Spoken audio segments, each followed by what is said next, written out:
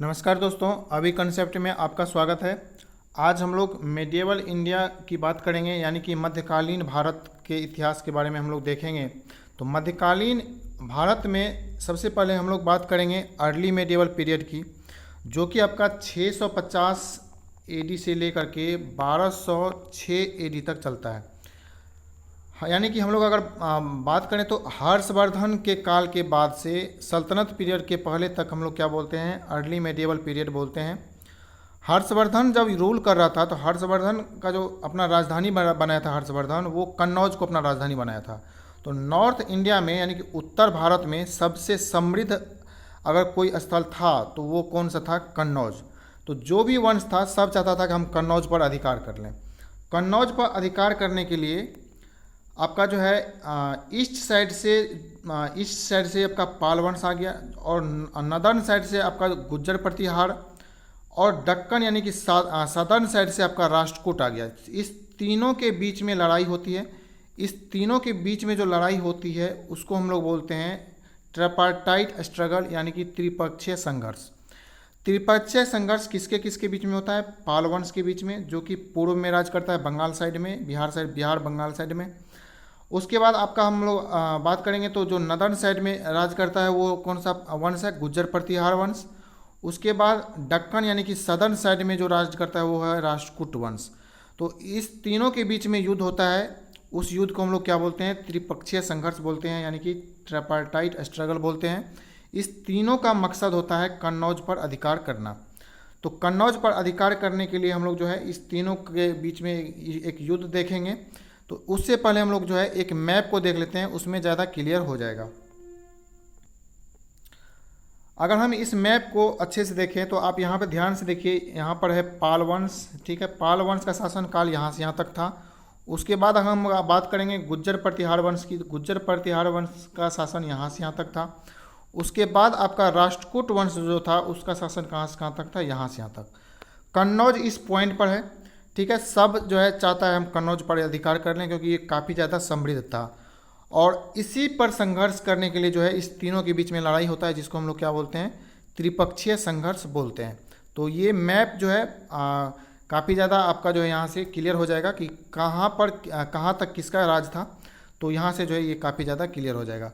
इसको हम लोग जो है क्या बोलते हैं, अगर हम बात करेंगे तो ये एक तरह से जो है ट्रेंगल का निर्माण करता है। यहाँ पे देख लीजिए, तो यहाँ पर जो है ये हो गया, या फिर पाल वंश हो गया, या फिर गुज्जर प्रतिहार वंश हो गया।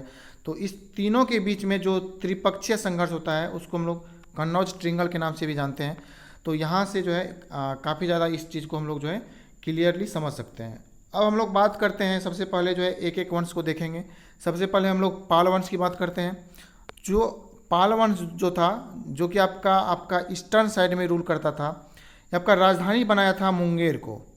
तो इसको हम लोग देख लेते हैं पहले। उसके बाद हम लोग बात करेंगे गुज्जर प्रतिहार और राष्ट्रकूट वंश की। पाल वंश की अगर हम बात करें तो पाल वंश का शासनकाल आपका 750 एडी से लेकर के 1150 एडी तक रहता है। पाल वंश के शासनकाल में जो कैपिटल रहता है, राजधानी, वो कहाँ पर आता है, मुद्दागिरी, जिसको आजकल के समय में मुंगेर बोला जाता है।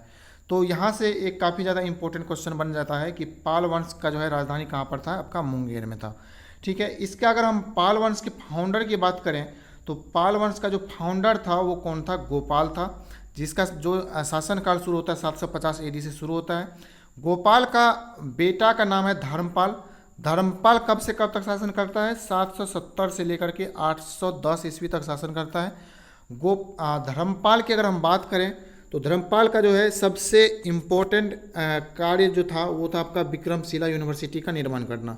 तो यहाँ से एक क्वेश्चन पूछता है कि विक्रमशिला यूनिवर्सिटी किसके द्वारा जो है विक्रमशिला यूनिवर्सिटी का निर्माण किया गया। तो आंसर क्या हो जाएगा, धर्मपाल के द्वारा इसका जो है स्थापना किया गया। तो यहाँ से एक काफ़ी ज़्यादा इंपॉर्टेंट क्वेश्चन बनता है। अब हम ईस्टर्न साइड में जो दूसरा डायनेस्टी रूल करता है उसमें सबसे इम्पोर्टेंट डायनेस्टी एक और आ जाता है सेन डायनेस्टी, जो कि आपका 1178 से लेकर के 1206 ईस्वी तक आपका जो है राज करता है इस पर। इसमें सबसे जो इम्पोर्टेंट रूलर है आपका लक्ष्मण सेन। ये नया संवत बनाता है, यहाँ से जो है नया संवत जारी करता है, जिसको नाम ये देता है, क्या देता है, लक्ष्मण संवत नाम देता है। लक्ष्मण सेन के दरबार में जयदेव जो कि गीत गोविंद के लेखक हैं, इसके दरबार में रहते थे। तो यहाँ से एक क्वेश्चन बनता है आपका कि जयदेव किसके दरबार में रहता था? लक्ष्मण सेन के दरबार में रहते थे। और गीत गोविंद किसके द्वारा लिखा गया है? जयदेव के द्वारा लिखा गया है। तो यहाँ से जो है आपका 2-3 क्वेश्चन बन जाएगा। अब हम लोग बात करते हैं प्रतिहार वंश की, जिसको हम लोग गुज्जर प्रतिहार भी बोलते हैं। गुज्जर प्रतिहार 730 से लेकर के 1036 ईस्वी तक राज करता है। गुज्जर प्रतिहार वंश की अगर हम बात करें तो इसके फाउंडर कौन थे? नागभट्ट प्रथम। नागभट्ट प्रथम जो कि 730 से लेकर के 756 एडी तक आपका जो है ये राज करता है। और ये अपना राजधानी कहाँ बनाता है? कन्नौज को अपना राजधानी बनाता है।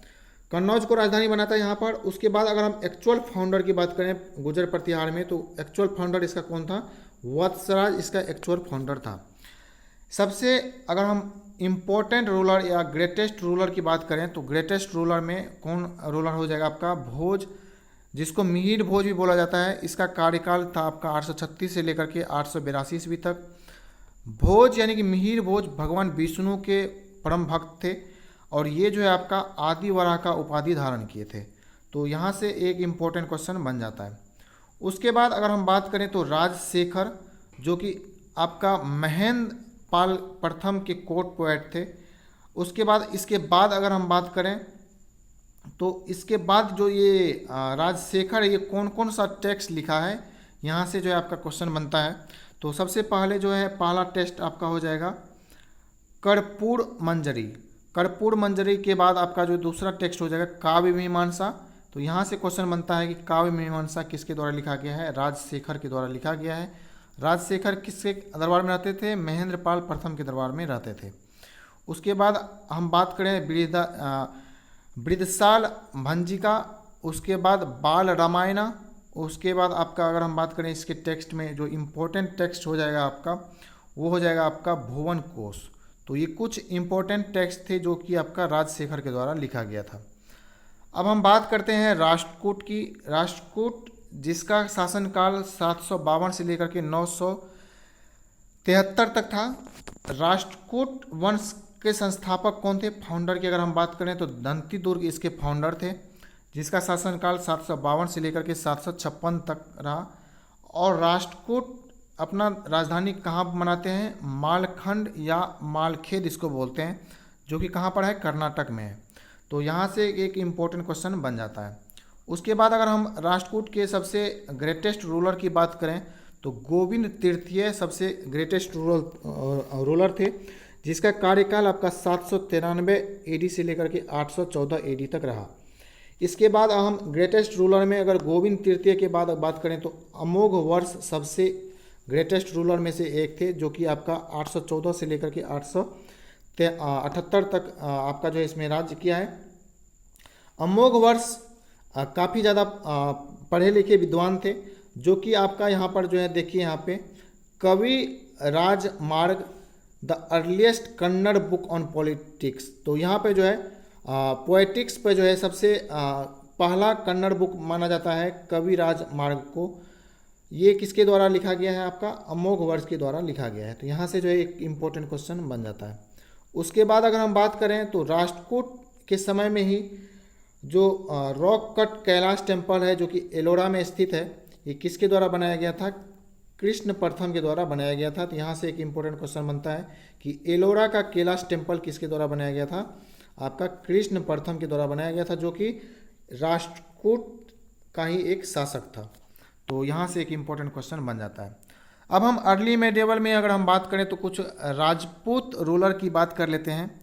राजपूत रूलर में से सबसे इम्पोर्टेंट जो रूलर है जो कि अजमेर पर शासन कर रहे थे, उसमें से सबसे इम्पोर्टेंट रूलर का नाम आता है, उसका नाम है पृथ्वीराज तृतीय, यानी कि पृथ्वीराज चौहान भी इसको बोलते हैं।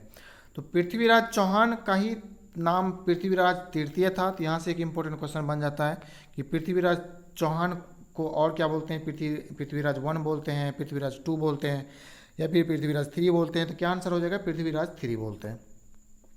पृथ्वीराज 3 अजमेर पर शासन कर रहे थे, जो कि आपका 1178 से लेकर के 1192 ईस्वी तक राज्य किए हैं। पृथ्वीराज तृतीय यानी कि पृथ्वीराज चौहान जो दो इम्पोर्टेंट युद्ध लड़े हैं उसमें से सबसे पहला युद्ध हो जाता है आपका तराइन का युद्ध। तो पहला तराइन का पहला युद्ध जो कि 1191 ईस्वी में लड़ा गया था, किसके किसके बीच में? पृथ्वीराज चौहान और मोहम्मद गौरी के बीच में लड़ा गया, जिसमें कि पृथ्वीराज तृतीय यानी कि पृथ्वीराज चौहान मोहम्मद गौरी को हरा दिया। तो यहाँ से एक इम्पोर्टेंट क्वेश्चन बनता है कि तराइन का पहला युद्ध कब हुआ था? 1191 ईस्वी में। किसके किसके बीच में? पृथ्वीराज चौहान और मोहम्मद गौरी के बीच में। इसमें कौन विजयी हुआ? पृथ्वीराज तृतीय यानी कि पृथ्वीराज चौहान विजयी हुआ, मोहम्मद गौरी का इसमें हार हो गया। अब हम बात करते हैं जो इम्पोर्टेंट रूल है, उसमें आपका तराइन का दूसरा रूल यानी कि सेकेंड बैटल ऑफ तराइन होता है, जो कि कब हो जाता है? इसके जस्ट एक साल बाद यानी कि 1192 ईस्वी में होता है। किसके किसके बीच में? पृथ्वीराज चौहान और फिर से मोहम्मद गौरी के बीच में होता है। इसमें क्या होता है, जो मोहम्मद गौरी है वो पृथ्वीराज चौहान को हरा देता है और यहीं से जो है एक हिंदू शासक का समापन हो जाता है और इसके बाद जो है मुस्लिम रूल यहीं से इंडिया में शुरू होता है। तो यहाँ से एक इम्पोर्टेंट क्वेश्चन बनता है कि अगर हम बात करें तो मुस्लिम रूल इंडिया में जो है मुस्लिम रूल के संस्थापक किसको माना जाता है? मोहम्मद गौरी को माना जाता है। इससे पहले जो है आपका लगभग जो है हिंदू का ही राज था इंडिया पर। तो यहाँ से एक इम्पोर्टेंट क्वेश्चन बन जाता है। अब हम बात करें तो पृथ्वीराज रासो और परमल रासो जो कि चंद्रबरदाई के द्वारा लिखा गया है, इसी पृथ्वीराज चौहान के जीवन पर आधारित है। तो यहाँ से एक इम्पोर्टेंट क्वेश्चन बनता है, पृथ्वीराज रासो किसके द्वारा लिखा गया है? चंद्रबरदाई के द्वारा लिखा गया है। अब हम बात करते हैं जो नेक्स्ट युद्ध हुआ आपका, तो उसमें एक और रूलर था जो जिसका नाम था जयचंद। जयचंद जो है, जयचंद राठौड़ या जयचंद गढ़वाल बोलते हैं, ये 1169 से 1194 ईस्वी तक राज किया। लास्ट राजपूत रूलर के रूप में इसको जाना जाता है। ये उतना ज़्यादा इम्पोर्टेंट रूलर नहीं था, लेकिन आपका जो है मोहम्मद गौरी के साथ इसका युद्ध होता है। उस युद्ध को हम लोग बोलते हैं बैटल ऑफ चंदावड़। यहाँ से एक क्वेश्चन पूछता है, बैटल ऑफ चंदावड़ कब हुआ था? 1194 ईस्वी में हुआ था। किसके किसके बीच में हुआ था? मोहम्मद गौरी और जयचंद के बीच में हुआ था, जिसमें कि मोहम्मद गौरी जयचंद को हरा दिया था। इसके बाद से आपका पूरी तरह से जो है राजपूत रूल का जो है रूल समाप्त हो गया और मुस्लिम रूल शुरू हो गया। अब हम बात करते हैं मेडिएवल हिस्ट्री में ही आपका जो मेडिएवल हिस्ट्री में है। सबसे पहले हम लोग जो है साउथ इंडिया में चलते हैं, जो अर्ली मेडिएवल पीरियड में है। जब हम लोग अभी तक नॉर्थ इंडिया को देखे, अब हम लोग जो है साउथ इंडिया को देखते हैं, जिसमें कि चोल, चालुक और पल्लव सबसे इम्पोर्टेंट रूलर थे। तो यहाँ से जो है काफ़ी ज़्यादा इम्पोर्टेंट क्वेश्चन बनता है। सबसे पहले हम लोग बात करेंगे चोल शासन का। चोल शासक में सबसे पहले जो आपका इसका कार्यकाल देखेंगे तो चोल शासक का जो अर्ली मेडिएवल पीरियड में कार्यकाल था वो 850 से लेकर के 1279 ईस्वी तक था। इसका कैपिटल कहाँ था? चोल शासक का कैपिटल कहाँ था? तंजौर था। और इसके बाद जो है नेक्स्ट कैपिटल बनाया था गंगईकोंडचोलपुरम। तो यहाँ से जो एक इम्पोर्टेंट क्वेश्चन बनता है कि चोल शासक का पहला राजधानी था तंजौर और दूसरा राजधानी था गंगईकोंडचोलपुरम। सबसे पहले हम बात करते हैं जो चोल साम्राज्य का जो संस्थापक था उसका नाम था विजयालय। इसको जो है आपका ये विजयालय जो था ये आपका पल्लव शासक का ही एक सामंत था। तो यहाँ से एक इम्पोर्टेंट क्वेश्चन बन जाता है। अब हम चोल शासक में सबसे इम्पोर्टेंट यानी कि ग्रेटेस्ट रूलर की अगर हम बात करें तो ग्रेटेस्ट रूलर में राजराज, जो कि राजराज प्रथम इसको बोलते हैं। राजराज का जो शासन काल था आपका ये था 985 से लेकर के 1014 एडी तक। राजराज का जो बेटा का नाम था आपका राजेंद्र प्रथम, जो कि 1014 से लेकर के 1044 तक युद्ध आपका राज किया चोल एम्पायर पर। इसमें सबसे ये जो है ग्रेटेस्ट रूलर में से एक था राजेंद्र प्रथम। अब हम बात करते हैं जो राजराज प्रथम था यानी कि राजराज था, ये मंदिर का एक निर्माण किया था। उस मंदिर का क्या नाम था? बृहदेश्वर, यानी कि इसको जो है दूसरा नाम था इसका राजराजेश्वर टेम्पल। ये एक भगवान शिव का एक टेम्पल है जो कि तंजौर में अभी स्थित है और ये जो है द्रविडियन स्टाइल से बनाया गया है। तो यहाँ से एक इम्पोर्टेंट क्वेश्चन बनता है कि बृहदेश्वर टेम्पल यानी कि राजराजेश्वर टेम्पल किसके द्वारा बनाया गया है? राजराज प्रथम के द्वारा बनाया गया है। तो ये काफ़ी ज़्यादा यहाँ से इम्पोर्टेंट क्वेश्चन एक बन जाता है। उसके बाद हम लोग बात करते हैं राजेंद्र प्रथम की। राजेंद्र प्रथम आपका जो उड़ीसा, बंगाल, बर्मा, अंडमान निकोबार को जीत चुका था। और इसके बाद जो है ये एक टाइटल धारण करता है। क्या टाइटल धारण करता है? गंगैकोंड चोल। गंगैकोंड चोल धारण करके, इस टाइटल को धारण करके एक सिटी का निर्माण करता है जिसका नाम रखता है ये गंगैकोंड चोलपुरम, और इसको जो है अपना राजधानी बनाता है। तो यहाँ से एक इम्पोर्टेंट क्वेश्चन बनता है, गंगैकोंड चोलपुरम किसके द्वारा स्थापित किया गया सिटी? राजेंद्र प्रथम के द्वारा ये स्थापित किया गया। लास्ट चोल रूलर की अगर हम बात करें तो राजेंद्र तृतीय लास्ट चोल रूलर थे। तो यहाँ से एक इम्पोर्टेंट क्वेश्चन बन जाता है। अब हम बात करते हैं चोल एडमिनिस्ट्रेशन की कि कैसे चोल एडमिनिस्ट्रेशन काम करता था, यहाँ से क्या क्या क्वेश्चन बनता है। तो सबसे पहले जो इम्पोर्टेंट क्वेश्चन बनता है कि चोल शासक जो है अपने विलेज एडमिनिस्ट्रेशन के लिए फेमस था। तो यहाँ से एक इम्पोर्टेंट क्वेश्चन बनता है कि लोकल सेल्फ गवर्नमेंट जो है इसका बेसिक फीचर था चोल शासन का। तो ये जो है काफ़ी ज़्यादा इम्पोर्टेंट क्वेश्चन है। यहाँ से कई बार क्वेश्चन पूछा जा चुका है कि लोकल सेल्फ गवर्नमेंट के लिए कौन सा वंश जो है फेमस था। तो आपका क्या आंसर हो जाएगा? चोल शासक जो है इसके लिए फेमस था। लोकल सेल्फ गवर्नमेंट यानी कि विलेज एडमिनिस्ट्रेशन के लिए फेमस था। उसके बाद हम बात करते हैं जो चोल शासन में सबसे इम्पोर्टेंट काम जो था, जो कि राजराज प्रथम के द्वारा ही किया गया था। राजराज प्रथम आपका पहला चोल शासक था जो कि आपका नावल आर्मी यानी कि नेवी का निर्माण किया था। नेवी का निर्माण करने वाला जो है, नेवी के लिए फेमस था आपका चोल शासक। यहाँ से एक इम्पोर्टेंट क्वेश्चन बनता है कि नेवी के लिए कौन सा शासक फेमस था? तो चोल शासक ही फेमस था। उसके बाद जो है चोल शासन काल में ही भगवान शिव का नटराज मूर्ति जो है, नटराज का मूर्ति प्राप्त हुआ है आपका, जिसका आपका टोटल जो है इसमें 4 हाथ है भगवान शिव के इसमें नटराज टेम्पल नटराज मूर्ति में, जो कि किस मेटल का बना हुआ है? आपका ब्रॉन्ज का ये बना हुआ है। तो यहाँ से एक इम्पोर्टेंट क्वेश्चन बनता है कि नटराज का मूर्ति किसके शासनकाल में प्राप्त हुआ है? क्या आंसर हो जाएगा? चोल के शासनकाल में प्राप्त हुआ है। उसके बाद चोल के शासनकाल में जो इम्पोर्टेंट युद्ध लड़ा गया उसमें सबसे पहले जो इम्पोर्टेंट युद्ध हो जाएगा वो हो जाएगा बैटल ऑफ तोकलम। कब लड़ा गया? 949 AD में लड़ा गया था। बैटल ऑफ तोकलम किसके किसके बीच में लड़ा गया? ये काफ़ी ज़्यादा इम्पोर्टेंट है, बहुत बार पूछा गया है। चोल शासक राजादित्य और जो राष्ट्रकूट राजा थे कृष्ण तृतीय, इसके बीच में लड़ा गया, जिसमें कि आपका राजादित्य का हार हुआ। तो यहाँ से जो एक इम्पोर्टेंट क्वेश्चन बन जाता है। उसके बाद हम लोग बात करते हैं जो राजेंद्र प्रथम थे, ये बे ऑफ बंगाल यानी कि बंगाल की खाड़ी को जो है एक चोल लेक में जो है बदल दिए थे और श्रीलंका तक को जो है ये जीत लिए थे। तो यहाँ से एक इम्पोर्टेंट क्वेश्चन बनता है कि किस चोल शासक के द्वारा श्रीलंका को जीता गया था? तो क्या आंसर हो जाएगा? राजेंद्र प्रथम को, ये राजेंद्र प्रथम इसका आंसर हो जाएगा। दूसरा क्वेश्चन बनता है कि किस चोल शासक के द्वारा बे ऑफ बंगाल को चोल लेक में परिवर्तित किया गया था? तो क्या आंसर हो जाएगा? राजेंद्र प्रथम इसका आंसर हो जाएगा। तो यहाँ से जो है एक इम्पोर्टेंट क्वेश्चन बन जाता है। इसी में हम लोग साउथ इंडिया में ही थोड़ा सा पहले चलते हैं। अभी हम लोग अर्ली मेडिवल पीरियड में थे, लेकिन अर्ली मेडिवल पीरियड से भी हम लोग बहुत पहले चलते हैं। वहाँ पे हम लोग देख लेते हैं जो इम्पोर्टेंट वहाँ पर जो इम्पोर्टेंट पीरियड था उसमें सबसे पहले जो एक इम्पोर्टेंट जहाँ से क्वेश्चन बनता है आपका संगम पीरियड की हम लोग बात करेंगे। हम लोग जब हिस्ट्री पढ़ेंगे, जो हम लोग एंशिएंट हिस्ट्री पढ़ेंगे, तो उसमें हम लोग संगम पीरियड की बात करेंगे।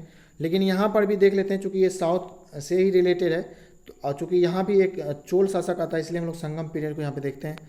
संगम पीरियड में जो है किन किन शासकों के द्वारा राज किया गया?